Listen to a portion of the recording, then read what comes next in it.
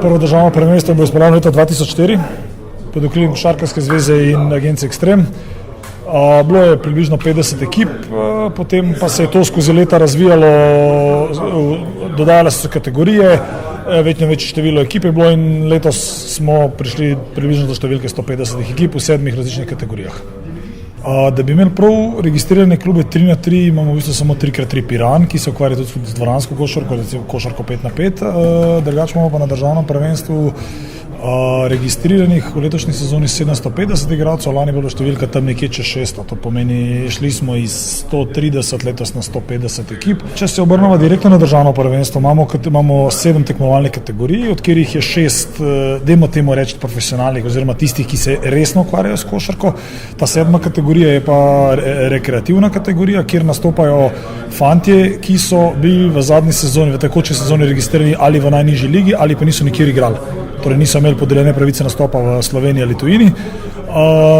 Razlika v tem je, da te fantje imajo napad na mesto 12 sekund 20 sekund, igrajo za večjo žogo, torej to standardno 5x5 žogo, dočim ta žoga za 3x3 je pa malo manjša, teža ima pa še zmeraj pač normalno. Slovenske ekipe dosega izjemno uspeh. Jaz ne vem, če se mi sploh zavedamo. Začel bom recimo z reprezentančno ravnijo, kjer smo v zadnjih, mislim, da 4 letih prinesli 8 medalj domov. 8 medalj z evropskih pa svetovnih prvenstev od junija olimpijskega športa. Dajmo si predstavljati, da bi to recimo, ne vem, že v individualnih športih je to ogromno, ne? Kje pa je to še v kolektivnih športih, ne? In mislim, da tle tudi bi lahko več spromovirali, več bi se lahko porinili to, bom rekel, do ljudi, da bi videli, da to se kljub vsemu dogaja. Ja, pomislek takoj pride o tem, ja, igrajo stari, igrajo to. Jaz pravim vsakmu, vzemite žogo, pa jih premagite, pa dokažite, da ste boljši kot oni. Ekipa 3x3 Ljubljana je v zadnjih 4 letih 2-krat zmagala na finalu svetovne lige oziroma svetovne turneje. To pomeni, 7 turnejev je bilo po svetu in na 8. turnirju, kjer se bo nabrala najboljše ekipe na svetu, je ta ekipa zmagala. To je dosežek res brez primere.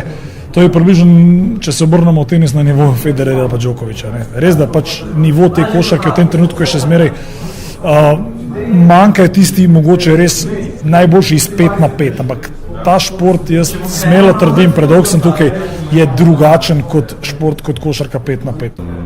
Drugačna so pravila. Napad recimo traja v košarki 3x3 12 sekund, v košarki 5x5 24, žoga je manjša. Drugačno je tudi točkovanje. Najbolj pomembna razlika je v bistvu outdoor šport, ne igramo večino razen v kakšnem primeru dežja, igramo zunaj, ne. Se pravi, si odvisen in od, ne vem, včasih velikih vročin, ne vem, včasih vetra, tudi mogoče malo več se dopušča kontakta. V bistvu košarke 3x3 imamo slogan, ne, from the streets to the Olympic sports, ne. Zanimivo je to, ker v bistvu se ta šport igra povsod, ne. Skoraj vsak ga je že igral, ali ne vem, v blokovskih naseljih, v parkih, na igrišču, ne. In se v bistvu zdaj pa do te mere prišlo, da lahko to počnemo profesionalno, ne. V bistvu vsak se lahko prijavi, obstaja aplikacija, ki se lahko prijaviš na tekmovanje, v bistvu seveda nižjega nivoja in se lahko počasi kvalificiraš na vedno višje do samega svetovnega vrha. To prva stvar ne uživa, ne. Tukaj je v športu v prvi vrsti, po mojem mnenju, narejen, ne.